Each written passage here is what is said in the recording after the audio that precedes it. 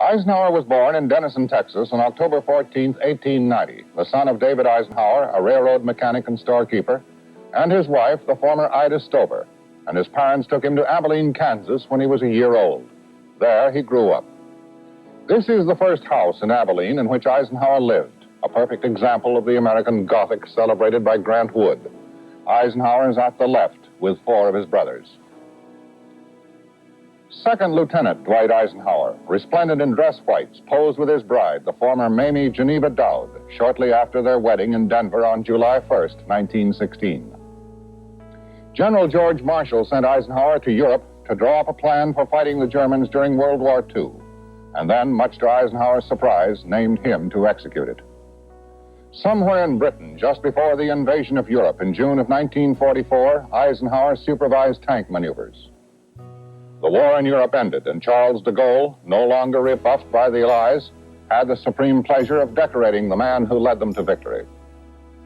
Eisenhower's return to the United States was triumphant and included the reunion with his wife. His mother's comment on what he had done was, "I knew he would win, for Dwight always got what he went after." The man who for so long refused to run for president finally was nominated by the Republicans in Chicago in 1952. Richard Nixon, his running mate, posed with him in this picture. President-elect Eisenhower made good on a campaign promise to go to Korea to try to end the war there. On January 20th, 1953, he took the oath of office from Chief Justice Fred Vinson. Eisenhower liked to hunt and fish, but his special enthusiasms were reserved for painting. He had no illusions about what he could do. And golf, and there, too, he was without illusions.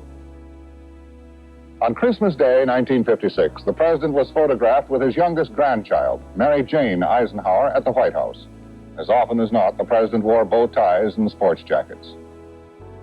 Former President Eisenhower and President Kennedy talked about the Cuban Missile Crisis at its height during this Eisenhower visit to Camp David in 1962. President Johnson, whose feelings toward Eisenhower were at once warm, respectful, and constant, visited him in Walter Reed Army Medical Center last June. And President Nixon visited him in February. The president was accompanied by newsmen who had covered both men when Eisenhower was president, and Mr. Nixon pointed out several of them.